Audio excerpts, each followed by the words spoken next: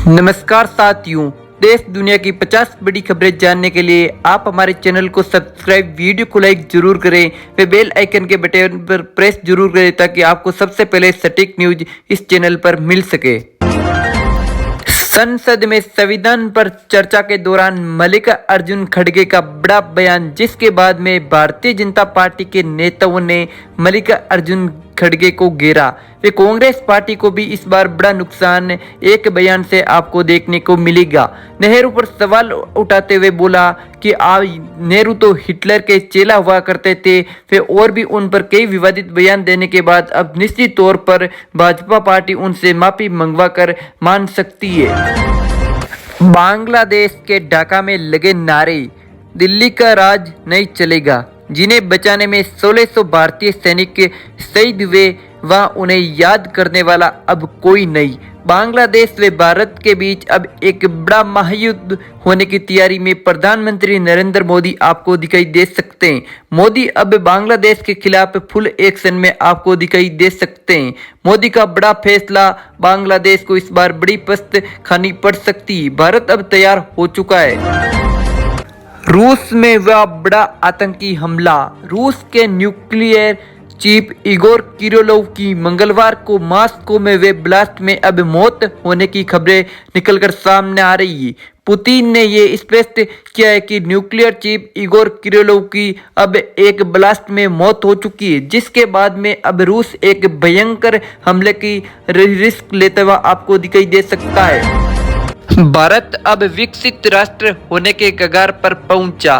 भारत की अब विदेश यात्रों में डंका बजने की कगार पर। श्रीलंका के राष्ट्रपति दिसानके की अब पहली विदेश यात्रा भारत को चुना। इससे भारत यात्रा से दोनों देशों के रिश्तों में अब नई ऊर्जा का सर्जन होगा। वहीं प्रधानमंत्री नरेंद्र मोदी भारत को अब आगे पहुंचाने व विदेश में उसका मान बढ़ाने में अपना पूरा प्रयत्न करने में लग चुके। लोकसभा में पेश हुआ वन नेशन वन इलेक्शन का बिल। केंद्रीय मंत्री अर्जुन राम मेघवाल ने इस बिल को संसद में पेश किया। लोकसभा में एक देश एक चुनाव बिल पेश होने के बाद अब सरकार बोली इससे प्रशासनिक क्षमता बढ़ेगी, चुनाव संबंधी खर्च में कमी आएगी। वहीं भारत में वन नेशन वन इलेक्शन का बिल 2029 में इस बिल को लागू किया जा सकता है, जिसके बाद में भारत अब विकसित राष्ट्र की ओर आगे बढ़ने में सक्षम हो सकेगा। आरएसएस के सरसंघचालक मोहन भागवत ने सोमवार को कहा कि व्यक्ति अहंकार से दूर रहना चाहिए, नहीं तो वे गड्ढे में गिर सकता है। सभी वर्गों को मजबूत बनाना जरूरी। आरएसएस के संघ संचालक मोहन भागवत का मानना है कि जब तक उन्नत क्षेत्र का विकास तभी होगा जब एक समाज के लोग, विशेष तौर पर सबको मजबूत करना अपने पक्ष से दिखाई दे सकता है। हिंदुओं का विकास ही सर्वोच्च राष्ट्र का निर्माण होगा। जयपुर में पीएम मोदी का शंख श्रीनाथ जी की तस्वीर देकर स्वागत। 46,000 करोड़ की परियोजनाओं का करेंगे शिलान्यास। उद्घाटन पीकेसी ईआरएसपीसी भी शामिल। प्रधानमंत्री नरेंद्र मोदी राजस्थान में इस बार 46,000 करोड़ का इन्वेस्टमेंट अपने कई समर्थकों से कराकर अब राजस्थान को एक नई ऊंचाई तक पहुंचाने का कार्य कर सकते हैं। निर्भया की मां बोली, भारत में महिलाएं अभी भी असुरक्षित।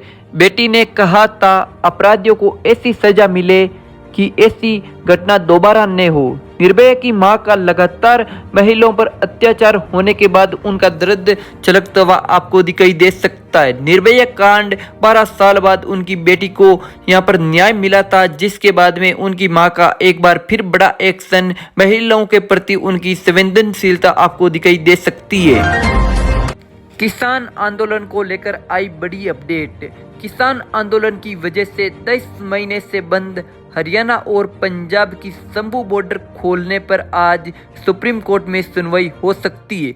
इसके अलावा 22 दिनों से भूख हड़ताल पर बैठे संयुक्त किसान मोर्चा भी शामिल हो सकता है। वे किसान नेता जगजीत डलेलवाल भी इस बार लगातार 22 दिनों से भूख हड़ताल पर बैठे हैं। उनका मानना है कि जब तक किसानों को संपूर्ण मांगे सरकार नहीं मानेगी तब तक मैं इस अनशन पर बैठा रहूंगा, जिसके बाद में सरकार के केंद्रीय मंत्री भी लगातार उनके संपर्क में बताए जा रहे हैं। इस धरना को जल्द खत्म किया जा सकता है। गाबा टेस्ट को लेकर आई बड़ी अपडेट। भारत ऑस्ट्रेलिया का तीसरा टेस्ट अब इंडिया पर फॉलो ऑन का खतरा। नोवा विकेट गिरा, जडेजा 77 रन बनाकर आउट। अभी 24 रन बनाने भारतीय टीम को बाकी बताए जा रहे हैं। निश्चित तौर पर इस मैच का नतीजा अब इंडिया के पक्ष में नहा के बराबर आ सकता है। ऑस्ट्रेलिया जीत की ओर आपको दिखाई दे सकती है।